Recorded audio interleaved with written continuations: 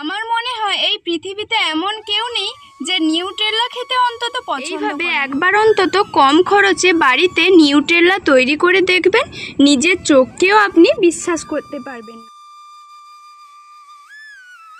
নমস্কার বন্ধুরা, কিরণ ফ্যামিলি কুকিংয়ে আপনাদের সবাইকে স্বাগতম। আজকের আবারও আপনাদের সামনে একটা নতুন ভিডিও নিয়ে হাজির হয়ে গেছি। তো আজকের আমি আপনাদের সামনে পরিবেশন করব নিউট্রেলা।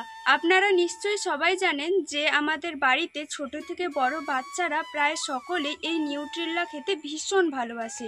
মাত্র 100 টাকা খরচ করে বাড়িতে খাঁটি নিউট্রেলা বানিয়ে ফেলবো, তাও আবার 3 থেকে 4 মাস এটাকে সংরক্ষণ করতে পারবো। খাঁটি নিউট্রেলা বানাতে গেলে মাত্র 100 টাকা খরচ তো করতেই পারি, তাই না? চলুন ভিডিওটা শুরু করি। প্রথমে এই নিউট্রেলাটা বানানোর জন্য এখানে নিয়ে নিয়েছি 20 টাকার বাদাম, আর আমাদের 20 টাকার বাদাম হলো 300 গ্রাম। বাদামগুলো দেখুন, এগুলো কিন্তু চিনে বাদাম, যেগুলো আমাদের প্রত্যেকের বাড়িতে প্রায়শই থাকে। আর যদিও না থাকে তাহলে বাড়ির সামনে কোনো ভুসিমাল দোকান থেকে কিনে নিয়ে আসতে পারি। 20 টাকার এই বাদামটা এখন আমি কড়াইতে ভেজে নেব। এদিকে কড়াইটা গরম হয়ে গেছে, এই সব চিনে বাদাম এখানে দিয়ে দেব। লো টু মিডিয়াম আঁচ করে এগুলোকে একদম মুচমুচে করে ভেজে নিতে হবে, যেভাবে আমরা বাড়িতে বাদাম ভাজা খাই। যেহেতু আমাদের বাড়িতে সবাই নিউট্রেলা খেতে পছন্দ করে, তার জন্য একটু বেশি পরিমাণ এখানে চিনে বাদাম নিয়েছি। আর যখন দেখবেন বাদামগুলো ফটফট করে আওয়াজ হবে, তখন বুঝবেন যে বাদামগুলো ভাজা হয়ে গেছে।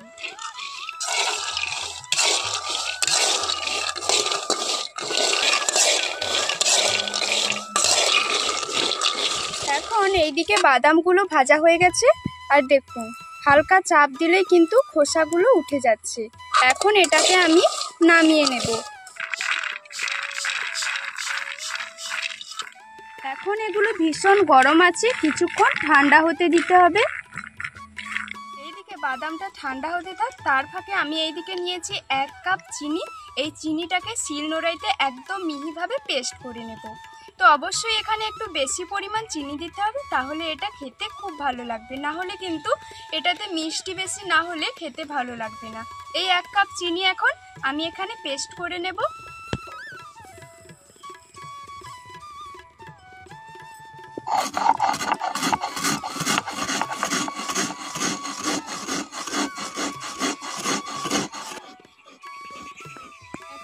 চিনিগুলো একদম মিহিভাবে পেস্ট করে নিয়েছি, আর অনেকগুলোই চিনি কিন্তু পেস্ট করা হয়েছে। এইভাবে একটা পাত্রে তুলে নিচ্ছি।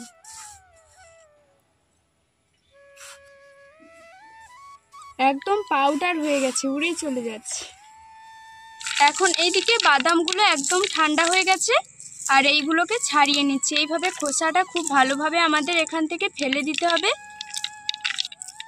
জাস্ট এইভাবে চাপ দিলেই কিন্তু খোসাগুলো উঠে যাচ্ছে, আর খুব ভালোভাবেই ভাজা হয়ে গেছে।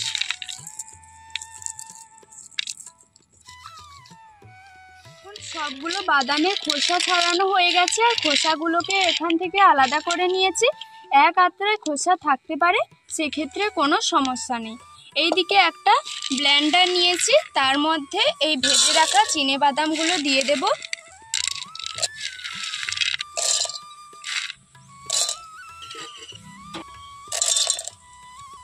এখন এটাকে একদম মিহি করে পেস্ট করে নেব। তো সেটা কিভাবে পেস্ট করব আপনাদের দেখাবো।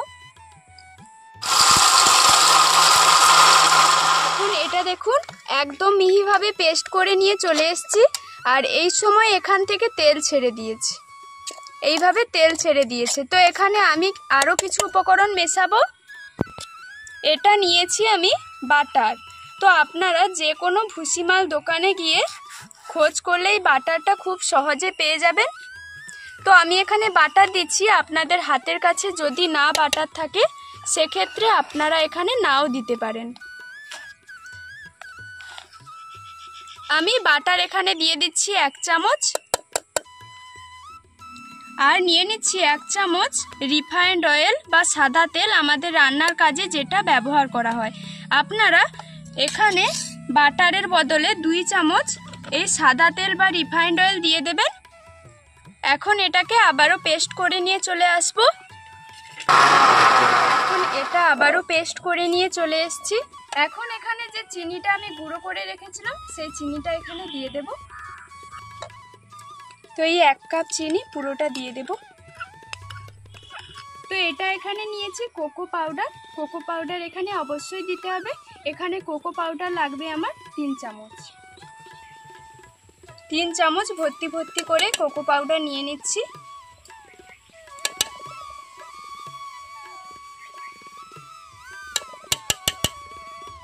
এখন এটাকে আবারও পেস্ট করে নিয়ে চলে এসেছি। এখন এখানে আবারও 2 চামচ রিফাইন্ড অয়েল দিয়ে দেব। এখন এটাকে আবারও পেস্ট করে নিয়ে চলে আসব। এটা পেস্ট করে নিয়ে চলে এসেছি। আর কীরকম ঘনত্ব হয়েছে সেটাই আপনারা শুধু দেখুন। এই রকমই ঘনত্বের হয়েছে। এই যে দেখুন কত সুন্দর হয়েছে, আর কালারটাও কত সুন্দর এসছে, পুরো চকলেটের কালার। আর বাচ্চারা কিন্তু একবার এটা দেখতে পেলে শেষ না করেই ছাড়বে না।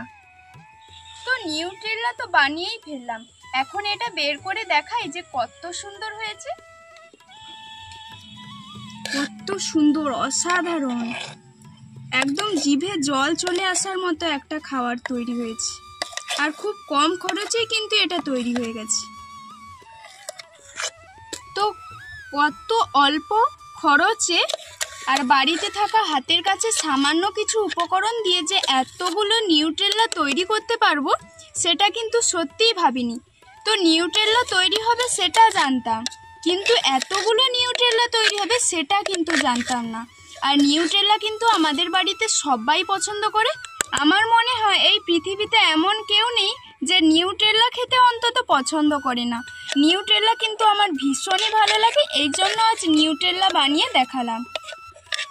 তো এই নিউট্রেলাটা চাইলে আপনারা খালি মুখেও খেতে পারেন, তবে এটা যে জিনিসের মধ্যে দিয়ে খেলে বেশি স্বাদ লাগবে আর আমাদের শরীরে বেশি উপকারে আসবে, তো সেটা কি দিয়ে আমি খাবো সেটাই আপনাদের দেখাবো।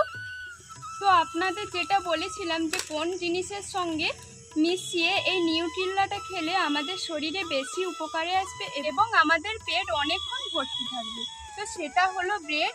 এইভাবে ব্রেড, ময়দার ব্রেড আমি এখানে নিয়েছি, আপনারা চাইলে আটার ব্রেডও নিতে পারেন। আর এই ব্রেডটা কিন্তু যে কোনো মিষ্টির দোকানে খুব সহজেই পেয়ে যাবেন। তো আমি এখানে 4টে ব্রেড বের করে নিয়েছি, দেখাচ্ছি আপনাদের কিভাবে খেতে হয়। এইভাবে চারিদিকে লাগিয়ে নিতে হয়। জাস্ট অসাধারণ, কালারটাও এসছে খুব সুন্দর। লাগানো হয়ে গেছে, এইবার এটাকে খাবো।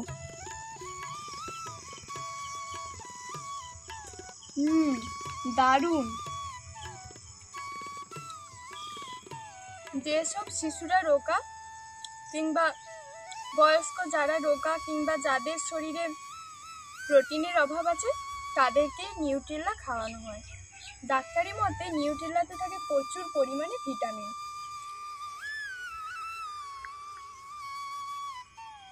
এমনিতেও যে কোনো সুস্থ স্বাভাবিক মানুষ এইভাবে নিউট্রেলা খেতে পারে, আর এটা খালি মুখে খেতে জাস্ট চকলেটের মতো। তো বন্ধুরা, আজকের ভিডিওটা এই পর্যন্ত। এখনকার মতো বিদায় নিচ্ছি, টাটা।